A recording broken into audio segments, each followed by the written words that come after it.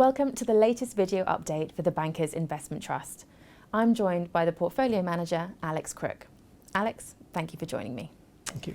So Alex, around the beginning of the year, you spoke about the possibility of there being a shift around the second half of the year, with value stocks poised to outperform growth. Is this still your view, or has anything happened over the past 6 months to perhaps make you reconsider or reinforce that view? I think my views about a sort of value recovery in the second half have changed. I think they've been pushed out much further, maybe almost into next year. And I think what's been the dynamics that's shifted a little bit is the politics at play in macro markets in the world has really come to now affect people and businesses. So if we go back to the beginning of the year, even I thought that Brexit would get solved sometime around the hard stop that we had in March, and that's been pushed out to the end of September. The same with trade discussions. Again, Trump in the US managed to get trade discussions with Canada and Mexico over the line quite quickly, but clearly with Europe, China, these are going to be much more extended. And I think the challenges we've seen now is that, for consumers buying a house, large ticket items like cars, we're seeing very strong, very slowing sales in these areas. So I think the indecision in the politics, in how the world is behaving, is affecting real people and investment plans, and the same thing in businesses. So my view of value stocks having a better recovery is predicated on some stronger growth coming in the global economy. It's very clear that we're still in a soggy, slow growth environment. So I think we've got to look forward. I still have the view that they will recover, but I think it's probably pushing into next year now. So keeping with this theme of value versus growth, the definition of value is fairly subjective, with different metrics and methodologies for measuring value. But meanwhile, in an age of technological disruption, it seems many investors are happy to pay a very high premium for growth companies which don't pay a dividend and may in fact be loss-making. What do you make of this phenomenon?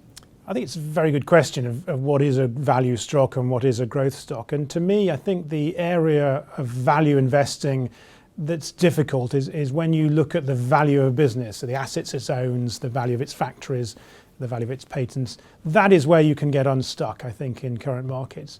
And the reason there is that disruption is occurring in a lot of industries. We see it in banking, we see it throughout the consumer retail area, shopping. And therefore, the value of assets, is a very difficult thing to put a number on, I think, going forward.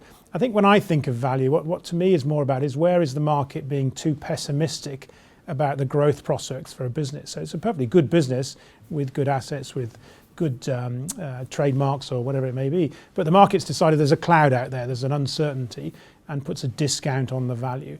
And my job is to evaluate those and find the right businesses that can grow, can use new technologies. Again, in the banking sector, the banks are very adept at online banking. Where are the winners in that, and where can I find good value and not overpay?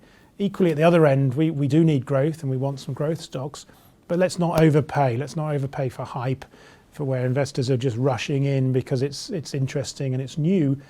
Actually, which are the real businesses, the real winners over the longer term, and let's support those and just be more careful of the others. Many investors are understandably quite nervous about the coming months ahead, with many commentators predicting an end to the US equity bull market and the subsequent ripple effect onto other markets, as well as the Brexit saga and the US-China tariff war giving investors a headache. What are your thoughts on some of these macro-level uncertainties? Well, I've mentioned some of those already. I do think that discussions around trade tariffs are the most important aspect, really, of the future to settle down, and because we're investors in global companies, and they need to trade frictionless around the world.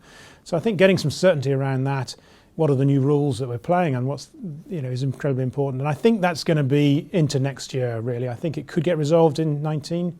But I think it's a 2020 story. So I think just being a bit cautious around there has meant that I've raised a little bit of cash within the portfolio, bankers' portfolio. So we've been selling stocks. We normally sell stocks that have reached certain price targets that we feel are full and expensive. And instead of reinvesting that, I've just kept it back, waiting to see whether this uncertainty throws up some interesting opportunities. Have any of these factors influenced your asset allocation at all?